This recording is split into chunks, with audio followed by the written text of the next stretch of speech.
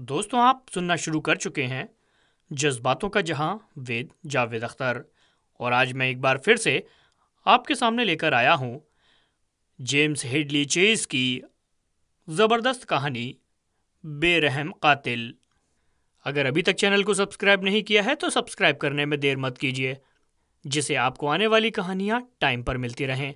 तो आइए जल्दी से कहानी शुरू करते हैं। पेरी वेल्टन हार्ट के ऑफिस पहुंचा तो बारिश तेज हो चुकी थी। पेरी और हार्ट करीब 6 साल से इकट्ठे काम कर रहे थे। पेरी बेहतरीन स्क्रीन प्ले राइटर माना जाता था और हार्ट की टक्कर का डायरेक्टर पूरे हॉलीवुड में नहीं था। बड़े बड़े स्टार एक्टर हार्ट के सामने भीगी बिल्ली बन जाते थे, लेकिन पेरी को हार्ट अपने बेटे की तरह मानता था। शायद इसकी वजह यह भी थी कि पेरी ने हार्ट के लिए जितनी स्क्रिप्टें लिखी थीं, उन सब पर बनी फिल्में बेहद कामयाब रही थीं और उनसे हार्ट को करोड़ों डॉलर की कमाई हुई थी। और अब हार्ट चाहता था कि पेरी उसके लिए एक सनसनीखेज फिल्म लिखे, रोंगटे खड़े कर देने वाली कहानी जिसमें एक्शन, रोमांस, खून खराबा, सनसनीखेज भाग दौड़ हो और जब तक फिल्म चलती रहे दर्शक की सांस अटकी रहे कि आगे क्या होगा। 2 महीने से पेरी इसी कोशिश में लगा था कि कोई अच्छी सी स्क्रिप्ट तैयार कर सके जो हार्ट को सेटिस्फाइड कर सके, लेकिन पेरी इसमें कामयाब नहीं हुआ था।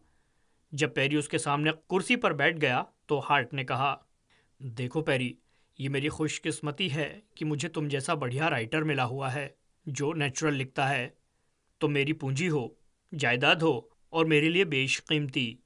इसलिए मैं तुम पर पूरी नज़र रखता हूँ, ठीक उसी तरह जिस तरह कोई अपनी कीमती चीज़ों की देखभाल करता है। आपकी दया है, पेरी ने विनम्रता से कहा।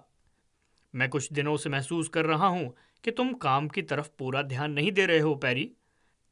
ऐसा कभी नहीं हुआ कि तुम 2 महीने में भी कोई नया आइडिया ना लेकर आए हो। मेरा ख्याल है कि इसकी वजह एक ही है, हार्ट ने कुछ झिझक कर कहा, और वो है तुम्हारी बीवी। पेरी चौंक गया। उसे बहुत बुरा लगा था।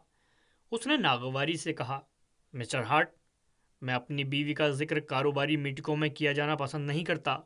ये तो स्वाभाविक है, हार्ट ने लापरवाही से कहा। कोई भी इस तरह की बात पसंद नहीं करता, लेकिन मेरी और तुम्हारी बात दूसरी है। तुम जानते हो कि मुझे तुमसे कितना लगाव है, इसलिए मैं तुम्हारे हालात पर भी नज़र रखता हूँ।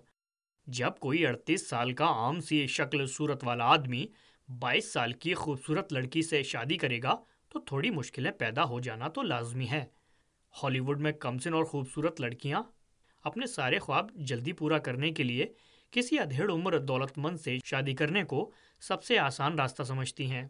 देखो पेरी, तुम्हें कुछ दिन सुकून से काम करने की ज़रूरत है। मेरा सुझाव है कि कुछ दिनों के लिए फ्लोरिडा वाले अपने फार्म हाउस पर चले जाओ। शैला को साथ ले जाने की ज़रूरत नहीं है। वहाँ रहकर खुले दिमाग से सोचो। मेरा ख्याल है कि तुम्हें बहुत जल्दी कोई धांसू आइडिया मिल जाएगा। मुझे तुम्हारी काबिलियत पर कभी कोई शक नहीं रहा। तुम हमेशा मेरी उम्मीदों पर खरे उतरे हो। पेरी ने कुछ देर सोचा तो उसे एहसास हो गया कि वो भी यही चाहता था। शैला की ऊट पटांग फरमाइशों के नतीजे में होने वाली घरेलू लड़ाइयों ने उसे मानसिक रूप से बहुत परेशान कर रखा था और उसे तन्हाई में सोचने का मौका नहीं मिल रहा था। पेरी को लगा हार्ट सही कह रहा है। उसे वाकई कुछ दिन शैला से दूर रहने की ज़रूरत है ताकि अपने करियर को संभाल सके। उसने मुस्कुराकर हार्ट की तरफ देखा और सहमति में सिर हिलाया। आपका सुझाव अच्छा है, इस पर अमल करने में कोई हर्ज नहीं है। उस दिन घर वापस लौटकर पेरी ने शैला को बताया तो शैला की आंखें चमक उठीं। वो कंधे उचकाकर बोली, तुम 2 महीने के लिए वहां जा रहे हो और मैं यहाँ कैसे गुजारा करूंगी? मैंने तुम्हारे लिए $7,000 का चेक काट दिया है। सिर्फ $7,000? शैला ने मुंह बिसूरा। बाकी तमाम बिलों की पेमेंट तो बैंक करेगा। फिर तुम्हारे लिए इतनी रकम काफी होनी चाहिए। इतना कहकर पेरी ऊपर वाले कमरे में आ गया और अपना सामान वगैरह इकट्ठा करने लगा। तभी उसने शैला की आवाज़ सुनी। वो कहीं जा रही थी। इसका मतलब उसने अभी से तफरीह का सामान तलाश करना शुरू कर दिया है। पेरी जब फ्लोरिडा के लिए रवाना हुआ तो तब भी वो घर पर नहीं थी। अपनी टोयोटा में बैठा वो तेज़ बारिश की आवाज़ सुनता हुआ सोच रहा था कि शायद 2 माह का सुकून भरा अरसा उसकी रचनात्मक क्षमता को फिर से लौटा दे। उसने दूर सड़क पर निगाह दौड़ाई जहां बारिश के कतरे नाच रहे थे। पेरी ने मील के पत्थर पर निगाह डाली। उसका फार्म हाउस करीब 10 मील दूर था। इस मूसलाधार तूफानी बारिश में गाड़ी चलाकर वो बहुत थक गया था और उसे भूख भी लग रही थी। पेरी का दिल चाह रहा था कि ये 10 मील का फासला पलक झपकते ही तय हो जाए और वो अपने आरामदेह घर में कॉफी के कप के साथ मज़ेदार सैंडविच खाकर लुत्फ ले। पेरी को यह सुविधा हासिल थी कि वो कस्बे का शेरिफ रॉस और उसकी बीवी रोजी उसके घर की देखभाल करते थे, और रोजी इस बात का ख्याल रखती थी कि उसका फ्रीजर हर वक्त खाने पीने की चीज़ों से भरा रहे, ताकि पेरी जब भी कभी वहां पहुंचे तो उसे खाने पीने की दिक्कत पेश ना आए। शेरिफ रॉस पेरी का अच्छा दोस्त था और जब भी पेरी यहाँ आता था उसे मेयर से मिलना अच्छा लगता था। सिर्फ 1 मील बाद उसके कस्बे की तरफ मुड़ जाना था, लेकिन तेज़ बारिश की वजह से उसकी रफ्तार बहुत सुस्त थी। फिर बारिश इतनी तेज़ हो गई कि पेरी को रफ्तार और कम करनी पड़ी। बाहर अंधेरे में देखने के लिए पेरी को आंखें फाड़ फाड़ कर देखना पड़ रहा था। वो कस्बे के मोड़ के करीब पहुंचा ही था कि अचानक उसे लाल रोशनी जलती बुझती नजर आई, जो उसकी कार की तरफ ही बढ़ रही थी। पेरी ने ब्रेक पर पांव रखा। गाड़ी रुकते रुकते लाल रोशनी के करीब पहुंच गई। पेरी ने देखा कि वो एक पुलिस अफसर था, जो आमतौर पर हाईवे पर ट्रैफिक कंट्रोल पर रहता था। पेरी ने शीशा नीचा किया तो बारिश की बौछार ने उसका चेहरा भिगो दिया। पुलिस वाले ने अपनी टॉर्च की रोशनी कार पर डाली। पहले पिछली सीट पर देखा, फिर फ्रंट सीट पर। पेरी ने उलझकर कहा, क्या बात है? मेरी कार खराब हो गई है और कहीं से फ़ोन करना चाहता हूँ। आप कहाँ जा रहे हैं? उसने पूछा। मैं अपने फार्म हाउस पर जा रहा हूँ। अगर तुम चाहो तो मेरा फ़ोन इस्तेमाल कर लेना। शुक्रिया जनाब, इस वक्त आप मेरे लिए भगवान के दूत बनकर प्रकट हुए हैं, उसने जवाब दिया। वो बारिश में भीगता हुआ तेजी से दूसरे दरवाजे की तरफ आया और दरवाज़ा खोलकर पेरी के बराबर बैठ गया। बारिश ने बहुत परेशान कर दिया है, पेरी ने कहा। हाँ, पुलिस वाले ने कहा। उसकी आवाज़ तेज़ और कड़वी थी। बस हम आधा मील चलकर बाईं तरफ घूमेंगे। वो सड़क मेरे घर तक जाती है। न जाने बारिश ने उसका क्या हाल किया हो। पेरी ने यूं ही बात करने की नीयत से कहा। पुलिस वाले ने कोई जवाब नहीं दिया। पेरी ने फिर कहा, पुलिस कारों में तो वायरलेस सेट लगे होते हैं, तुम उस पर भी तो बात कर सकते थे। उसका रेडियो सिस्टम खराब हो गया था, वो भिजे हुए होंठों से बोला। मेरी ड्यूटी खत्म हो गई है। मैं सीधे उन्हें इत्तला देना चाहता हूँ कि गाड़ी कहाँ खड़ी है। तुम्हारा नाम क्या है? पेरी ने पूछा। तुम मुझे जिम्मी ब्राउन कह सकते हो, वो लंबी खामोशी के बाद बोला। मेरा नाम पेरी है। पेरी ने उसकी तरफ देखा। अपनी निगाहें सड़क पर रखो और ध्यान ड्राइविंग पर, पुलिस वाला सख्त लहजे में बोला। पेरी सावधानी से गाड़ी चलाने लगा, लेकिन बारिश की बौछार कुछ देखने नहीं दे रही थी। अचानक जिम्मी चीखा, गाड़ी दाईं तरफ करो, दाईं तरफ। मगर पेरी वक्त पर गाड़ी नहीं काट सका और गाड़ी कीचड़ भरे गड्ढे में उतर गई। उसके अगले पहिए तो बाहर निकल आए, मगर पिछले पहिए फंस कर रह गए। पेरी ने इंजन पर जोर दिया, मगर पहिए वहीं घूमते रहे। क्या मुसीबत है, हम तो फंस गए, पेरी परेशान होकर बोला। ठहरो, मैं कुछ करता हूँ।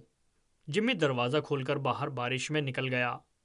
अपने लंबे फुल बूटों से चलता वो बारिश के पानी और कीचड़ में खड़ा कुछ देर गाड़ी को देखता रहा। फिर शीशे के पास आकर जोर से बोला, मैं इसे बाहर निकालने की कोशिश करता हूँ।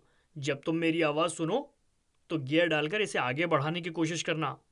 पेरी ने हैरत से जिम्मी की तरफ देखा। सामान से लदी टोयोटा को कीचड़ से निकालना कोई आसान काम नहीं था। फिर भी पेरी ने उसके कहे मुताबिक इंजन स्टार्ट किया। होशियार, पेरी को जिम्मी की आवाज़ सुनाई दी। पेरी ने फौरन गियर लगाया और एक्सीलेटर पर दबाव डाला। उसे महसूस हुआ कि गाड़ी का पिछला हिस्सा ऊपर उठा हुआ है। पहिए हरकत में आए और गाड़ी का पिछला हिस्सा उस दलदल से बाहर निकल आया। पेरी हैरान। जिम्मी ने गाड़ी का पिछला हिस्सा उठाकर उसे आगे धकेल दिया था। पेरी ने ब्रेक लगाकर गाड़ी रोकी। वो सोच रहा था कि जिम्मी गैंडे की तरह ताकतवर है। जिम्मी ने शीशे में झांका और उसकी साइड का दरवाज़ा खोलकर बोला, तुम जरा आगे खिसको, अब गाड़ी मैं चलाऊंगा। इससे पहले कि पेरी कुछ कहता, जिम्मी ने उसे आगे धकेल दिया। पेरी काफी थक चुका था, इसलिए उसने भी विरोध नहीं किया और सिगरेट सुलगाते हुए बोला, सिगरेट लोगे? नहीं, मैं सिगरेट नहीं पीता, जिम्मी ने जवाब दिया। पेरी को हैरत हुई, मगर वो खामोश रहा। सिगरेट के लंबे लंबे कश लगाता हुआ वो सड़क की तरफ देख रहा था, जो लगातार भारी बारिश से टूट फूट गई थी। मगर जिम्मी बड़ी होशियारी से मोड़ काटता और पानी भरे गड्ढों से बचता बचाता आगे बढ़ रहा था। पेरी को स्टीयरिंग व्हील पर जमे उसके बड़े बड़े मजबूत हाथ दिखाई दे रहे थे। उसका चेहरा अंधेरे और उसके हेड के छज्जे में छुपा हुआ था। करीब 20 मिनट के बाद वो फार्म हाउस में थे। पेरी ने चैन की लंबी सांस खींची और जिम्मी से बोला, अगर तुम ना होते तो मुझे ये रास्ता शायद पैदल ही तय करना पड़ता। उसने गाड़ी से निकलकर लाइट जलाई और कीचड़ से भरे जूते बाहर उतारते हुए उसने जिमी की तरफ देखा। उसने भी हैट उतार दिया था और पहली बार पेरी ने उसे साफ देखा।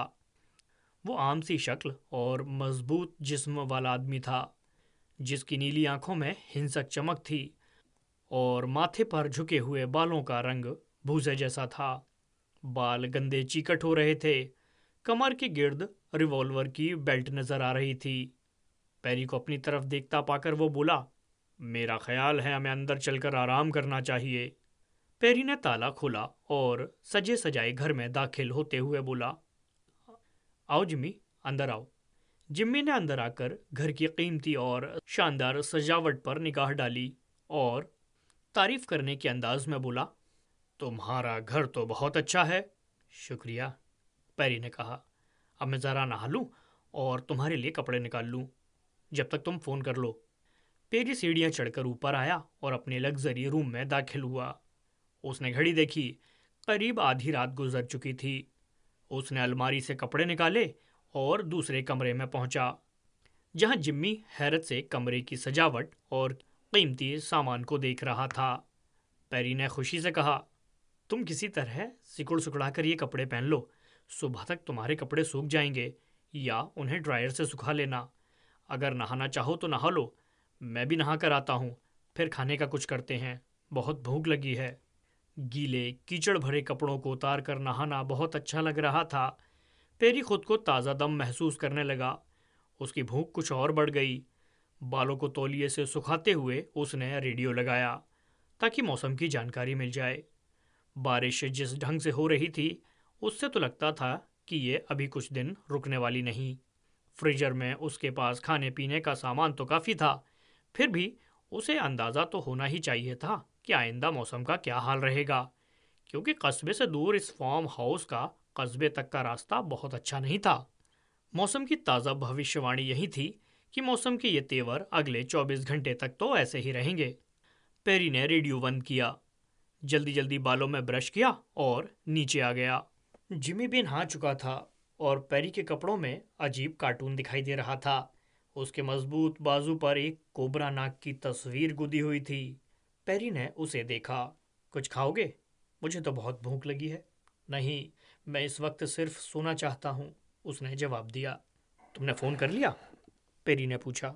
नहीं, तुम्हारा टेलीफोन खराब है, जिमी ने जवाब दिया। अच्छा, शायद मौसम का असर है, पेरी ने कहा। वो अजीब सी हंसी हंसा और सीढ़ियाँ चढ़कर ऊपर चला गया। पेरी ने जल्दी से फ़ोन को देखा। उसका तार बाहर निकला पड़ा था। पल भर के लिए पेरी हैरान रह गया। उसके दिमाग में खतरे की घंटी बज उठी। उसे शिद्दत से एहसास हो रहा था कि उसने इस आदमी को अपने यहाँ रात गुजारने की दावत देकर बहुत बड़ी गलती कर डाली है। पेरी की भूख गायब हो गई और उसका दिल तेजी से धड़कने लगा। उसे फौरन अपने पिस्तौल का ख्याल आया जो गाड़ी में था।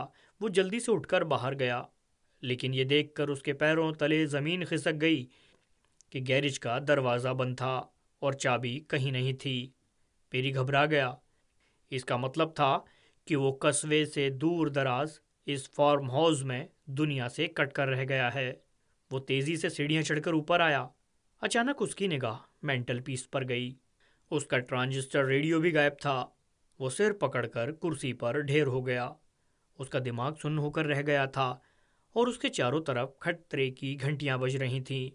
दूसरे कमरे में वो राक्षस जैसा आदमी कमर से पिस्तौल लटकाए बैठा था और निहत्था पेरी यहाँ अकेला दुनिया से कटा हुआ बैठा था, उसके रहमो करम पर।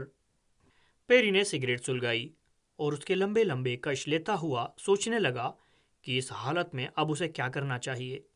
बाहर बारिश का शोर निरंतर सुनाई दे रहा था और पागल हवा चीख रही थी। थकावट और परेशानी ने पेरी को निढाल सा कर दिया था। उस तरह बैठे बैठे न जाने वो कब सो गया। पेरी की जब आँख खुली तो सुबह हो चुकी थी। वो नहाया धोया, शेव बनाई और नीचे आते हुए सोचता रहा कि काश वो खतरनाक आदमी खुद ही चला गया हो और वो अपने घर में इत्मीनान से काम कर सके।